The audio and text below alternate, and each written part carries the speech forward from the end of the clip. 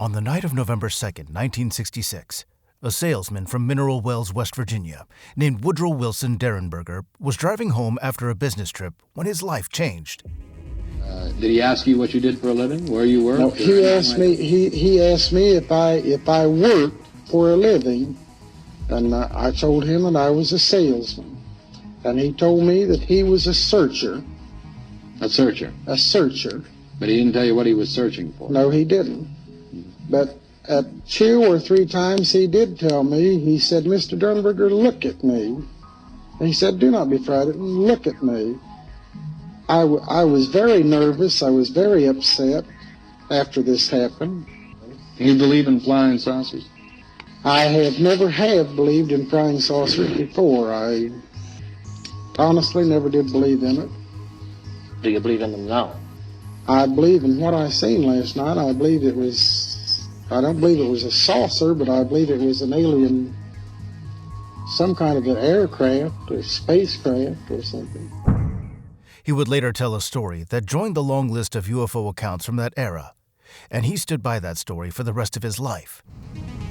And this man stood there, and he first asked me what I was called, and I knew he meant my name, and I told him my name. And he asked me, he said, "Why are you frightened?" He said, "Don't be frightened, we wish you no harm." He said, "We mean you no harm, we wish you only happiness." I told him my name, and when I told him my name, he said he was called Cold. Now that evening, he said a craft came up behind his van, hovered in front of him, and a man stepped out who spoke to him without moving his lips. The man gave his name as Indrid Cold and said that he was a searcher from a planet called Lanulos.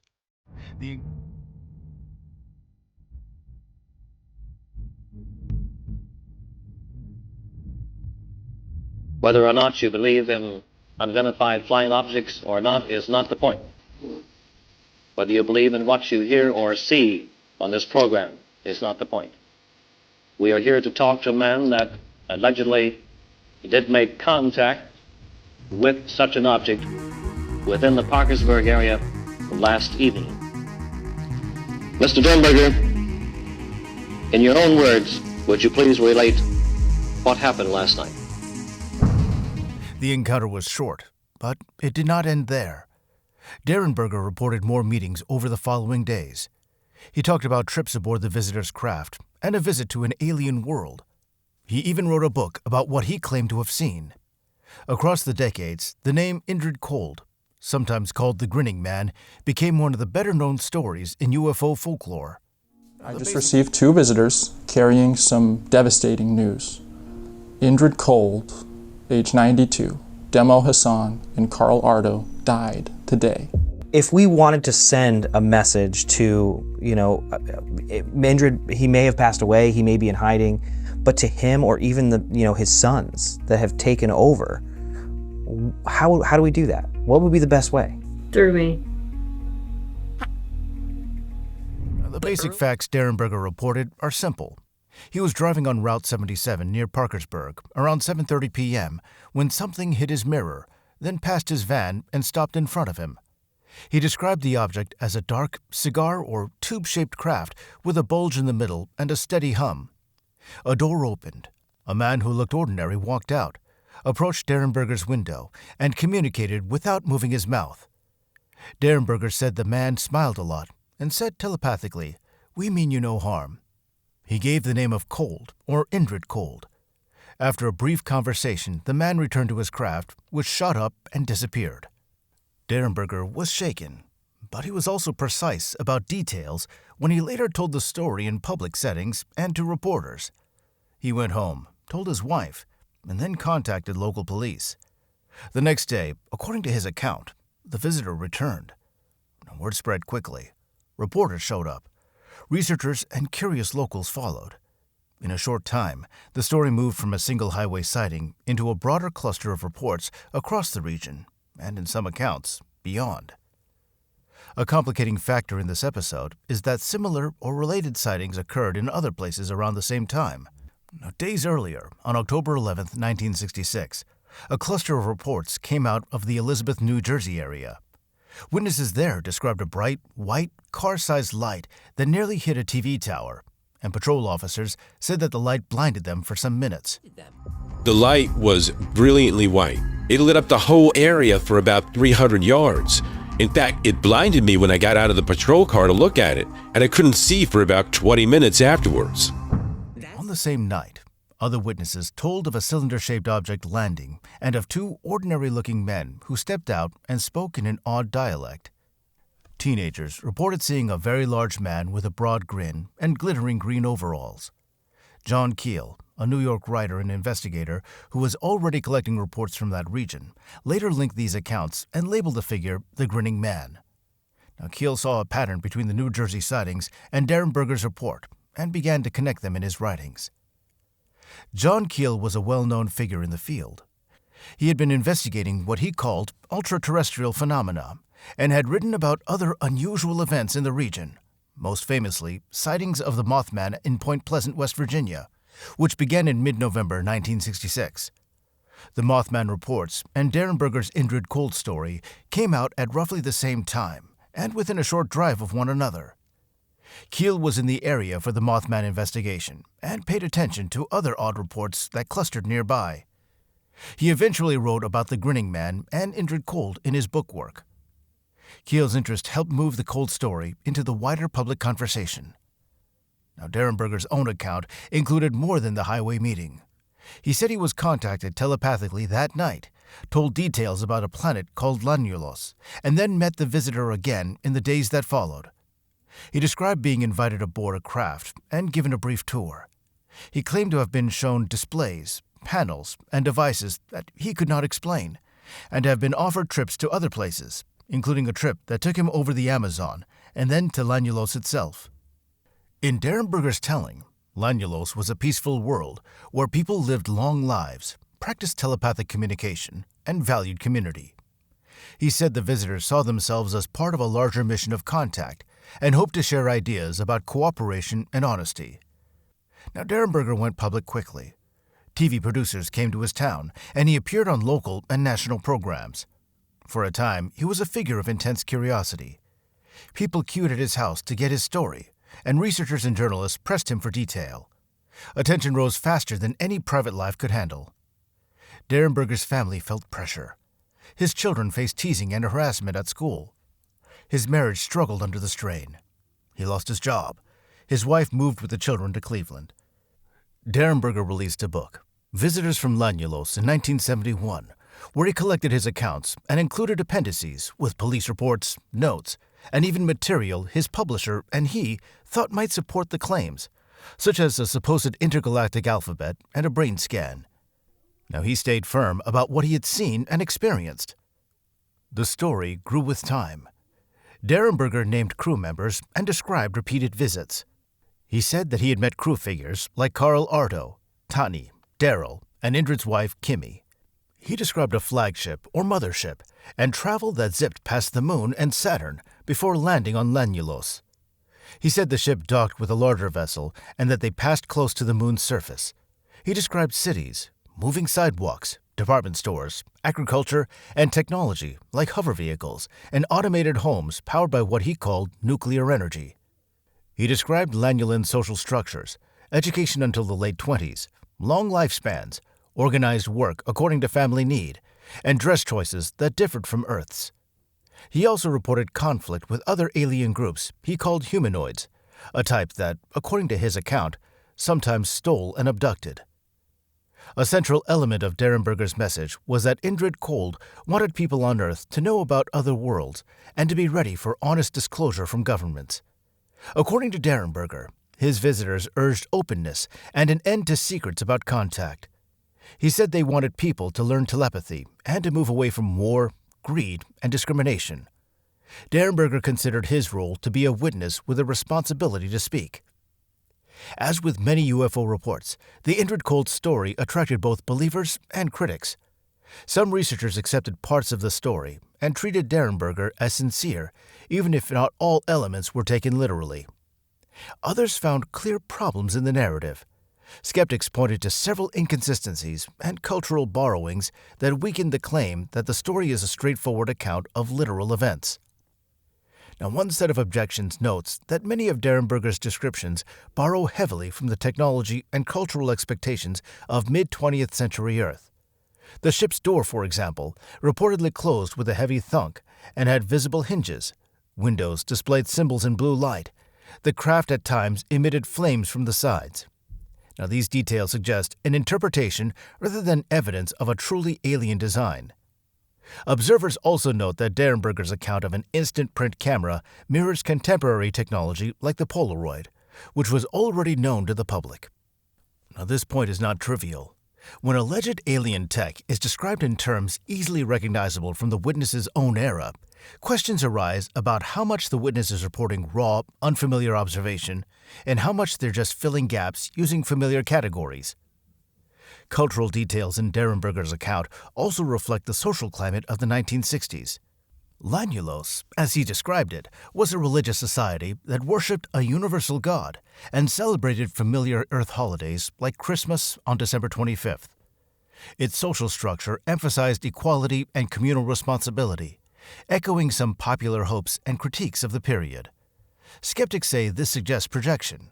The alien culture looks less like an independently developed system and more like an idealized version of the same social debates Earth was having at the time: the Vietnam War, civil rights struggles, and discussions about capitalism and community. Other criticisms focus on inconsistencies across witnesses, lack of independent verification, and the role of media and personalities who popularized the story. John Keel, for example, who promoted many of these accounts, was a colorful writer who sometimes amplified a story's drama to make a point. Keel's custom was to stitch reports together, sometimes in ways that blurred single witness testimony with collective phenomena. In Keel's hands, the grinning man of New Jersey and Derenberger's Indrid Cold took on a shared identity. But examining local records and contemporary news accounts reveals gaps. Keel claimed many sightings and intense local drama in some areas, but newspaper archives and official reports do not always match his descriptions. Now, this raises a larger issue. How do we weigh a chain of anecdotal reports when the only primary sources are a handful of personal statements and one investigator's narrative? The reliability of witnesses is another debated point. Derenberger remained consistent about key elements of his story over decades, and at one point he included material like police reports and psychiatrist notes in his book appendix. Now, that material convinced some readers. At the same time, later testimony and admissions complicated matters. A prank caller named Thomas F. Monteleone, later a noted author, admitted to joking on a live call and manufacturing a fake report. Now, that call took place in a context where Derenberger was eager to confirm corroboration, and the prank undermined his credibility in the eyes of some. Monteleone later said he regretted the prank. Still, it left a mark. Derenberger's family story also adds difficulty in assessing literal truth. His daughter, Tanya, later wrote and spoke about Indrid and published a book with more detail. In interviews, she sometimes gave different versions of events, and over time she made claims that contradicted earlier reports. For example, suggesting later that Indrid might have been known under another name or linking him to other famous alleged visitors. Tanya was 3 years old during the initial events. Any memories she claimed from that age are hard to verify and susceptible to post hoc shaping. Research on child memory shows young children can mix dream, story, and experience, especially when a narrative is repeated in the household. Now, that does not prove deception, but it does mean a child's later accounts are not strong independent confirmation. More broadly, many researchers who study UFO reports argue that cultural context and psychological dynamics often shape the way people interpret ambiguous events. Witnesses may sincerely believe they saw something extraordinary. Investigators, writers, and the public then shape that account into a larger narrative. Over time, the story acquires layers of detail that reflect both the witness's retelling and the expectations of the audience. In Derenberger's case, the mix of local sightings, a charismatic investigator, media attention, and a witness willing to go public created a pattern that both attracted believers and invited scrutiny. Still, the story persists among believers for reasons beyond direct evidence. For them, Indrid Cold embodies a message that appeals. The idea that other intelligent beings might be watching, that contact could be benign, and that advanced societies might be more cooperative. Derenberger framed the visitors as emissaries with a moral purpose. They wanted honesty from governments. They wanted people to learn telepathic communication, and they hoped to encourage less conflict. Whether those claims describe real encounters or reflect a human desire for a solution to political and social danger, they certainly resonate. Now, there are also simpler reasons the tale stuck. It has memorable images, a grinning man, a hovering craft, whispered telepathic words, and a clear arc. A single man has a strange meeting, goes public, and suffers consequences while also attracting a following. A human memory favors narrative, and once a narrative spreads, it is often retold, polished, and expanded. Media in the 1960s and 70s were hungry for sensational stories, and that helped turn a local event into one with national reach. As the story circulated, it became part of a larger cultural movement that included other reports and myths. Mothman sightings, for example, fed an appetite for the strange in the Ohio Valley. Keel's books stitched reports into an interpretive frame that framed these phenomena in ways that many readers found compelling. It's also worth noting the personal cost and reward that came to Derenberger. He lost his normal privacy and suffered family strain. He lost his job, and he faced public suspicion. On the other hand, he also gained attention and a small place in popular myth. He wrote a book and was consulted by researchers as well as enthusiasts. He continued to speak about Indrid and the trips for years, maintaining a particular set of claims through multiple interviews and editions.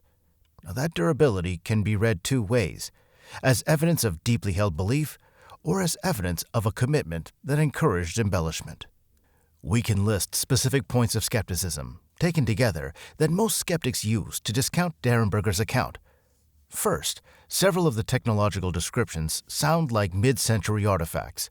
Doors with heavy hinges, printed instant photos that look like Polaroids, and other elements fit the technology of the 1960s. Second, cultural details. A planet that worships a single god, celebrates Christmas on December 25th, and structures family and work around familiar human ideas, all point to human projection. Third, reported travel speeds and claims about visiting the Moon and Saturn in a few minutes conflict with our scientific understanding of space travel. Fourth, witnesses who might corroborate Derenberger's claims are few and inconsistent, and in many cases, the only sources beyond himself are either John Keel's accounts or later, less reliable testimony. Finally, Derenberger's life after the events included financial strain and public attention, which complicates incentive and credibility analysis. Believers answer these points in different ways. Some say the visitors would naturally explain themselves in Earth terms, borrowing language and concepts from human culture to make contact easier. Others argue that communication errors and cultural translation can account for apparent inconsistencies. Now, some point to the intensity of Derenberger's experience and the detail of his report as signs of sincerity. Others note that Derenberger did not sell a large number of books or gain large financial rewards, so motivation to fabricate was limited. Now, both sides made valid claims about human psychology and the limits of evidence. There are also broader lessons in this story about how unusual claims are handled by communities and how memory and narrative interact with public life. When someone reports a dramatic event, a sequence of social processes follows: local curiosity, media attention, investigative interest, and the formation of a public narrative. Witnesses become public figures whether they want to or not. Their stories are shaped by interviews, by questions, and by the expectations of audiences. And over time, those stories gain cultural meaning that outlives the original event. Now, Derenberger's life ended in 2000. He stuck to his story until the very end. His daughter Tanya continued to speak about Indrid cold and produced her own book and interviews that kept the tale alive. Tanya's claims and later statements sometimes shifted, showing how memory and story can evolve. She died recently, and interest in Indrid cold rose and fell with waves of public attention. Skeptical researchers often conclude that the most plausible explanation for the Indrid cold narrative is a mixture of an unusual personal experience on the highway, cultural projection, and the effects of repeated storytelling as well as media amplification. They tend to accept that Derenberger experienced something, a startling event that he interpreted as contact, but they reject a literal interpretation of the entire narrative that includes space travel and a full description of an alien culture. Other researchers and enthusiasts remain open to a more literal view and continue to search for corroboration as well as new evidence. Now, there is value in both approaches. An honest historical account should record what people said and examine how stories spread. It should also weigh the evidence and point out where claims are weak or strong. Derenberger's story is a case study in how modern myths form. It shows how a local incident can grow into a legend when the right combination of curiosity, charisma, and narrative appeal is present. A deeper question is why a story like this matters beyond its truth value. Indrid Cold's message, as Derenberger reported it, is about honesty, cooperation, and a shared future. That message answers anxieties of the era: fear of war, fear of division, and hope for a better way to live.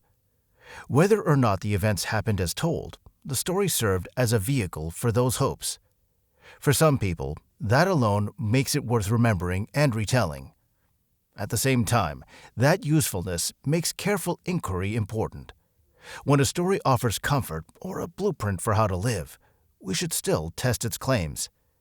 Accepting comforting narratives without scrutiny risks mistaking wishful thinking for fact. That is why skeptical inquiry matters. It protects public conversation from slipping into myth without evidence. It also protects sincere witnesses from exploitation. The Indrid Cold story remains in the cultural record because it sits at an intersection of personal experience, media dynamics, and broader social yearning. It shows how a single encounter can be magnified, repeated, and transformed. It also shows how human interpretation shapes every report of the unknown. For historians of belief, for students of folklore, and for those who watch how public narratives change, the case provides a rich example. If you track the Indrid Cold story today, you find believers who still seek contact, researchers who re-examine materials and interviews, and a steady stream of commentary about the episode's place in UFO history. You'll also find the original documents, newspaper clippings, interviews, and Derenberger's book, which let readers check his words for themselves. That availability is important. It permits a skeptical reader to test claims and a curious reader to hear the story in the witness's own voice. What is the right takeaway? One answer is that human experience is complex, and reports of unusual events often mix perception, memory, culture, as well as social dynamics. Another answer is that sometimes people may encounter things that challenge ordinary explanations, and those moments deserve careful study. Both answers can be true at once. The Indrid Cold story asks us to hold both attention and doubt, to listen to a witness with respect, while also checking what can be checked. Finally, the story endures because it answers a human need. It offers a vision of contact that turns fear into conversation. It asks leaders to be honest.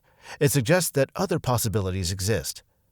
For readers and listeners, the real choice is how to treat such a story: as proof, as fiction, or as a mix of both. Each stance tells us as much about the listener as it does about the event. Now, whether you accept Woody Derenberger's words as literal truth, suspect a mix of embellishment and sincere belief, or place the episode entirely in the realm of modern myth, the Indrid Cold case remains worth noting. It sits in the middle ground of UFO lore, too detailed to ignore, too inconsistent to accept without caution. It left consequences for one family, created a follow-up catalog of reports and books, and became part of the fabric of late 20th century paranormal storytelling. Someone shared a video and said that they're not sure what it shows. The object in the clip is just sitting in the sky, and the video was taken somewhere in Canada. You can see a strange object floating, and then something suddenly drops out of it. The shape of the object looks similar to the types of UFOs or UAPs people talked about in the 1950s, 60s, and early 1970s. The person watching the clip says that they have no idea what fell out. It could be trash, or it could be something else, but there's no clear answer. Now, they also say that they wish they knew the exact location instead of just Canada, because that detail could help people understand the situation better. If they had been the one recording, they say that they would have gone to the spot where the object fell to check what it was. The video shows the object opening slightly at the bottom before releasing something. The camera shakes because the person filming seems nervous. There's no confirmed date for the clip. Some people mention that they've seen similar videos before, especially at night, where objects appear to release something while flying. Now, if you found this story interesting, please share your thoughts in the comments. Do you think the clip shows something strange, or is there a simple explanation that people are missing? Hit like if you enjoyed the video, and subscribe for more stories and updates like this. Thanks again for watching, and before you go, what do you think really fell out of that object in the sky?